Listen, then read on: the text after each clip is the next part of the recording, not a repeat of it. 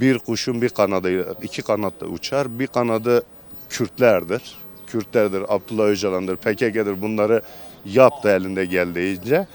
Ama diğer tarafa baktığımız zaman hala da kuşun bir tarafı yaralı. Bence ilk adımın devletin atması lazım. O devlet adım atarsa gerisi zaten gelir. Peş peşe gelir zaten. Bu Kürt dilini kabul edecek, okul kabul edecek, bu belediyenin tavsiyesini kaldıracak. Dağda inen insanlar siyaset yapacak. Dağda inen insanlar siyaset yapmazsa aynı tas aynı hamam olur. Başka bir şey olmaz.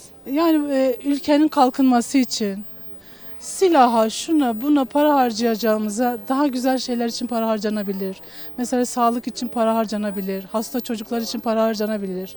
Mesela şurada geldim SMA için yıllardır orada hep yaren yaren yaren diye hepimiz dinliyoruz.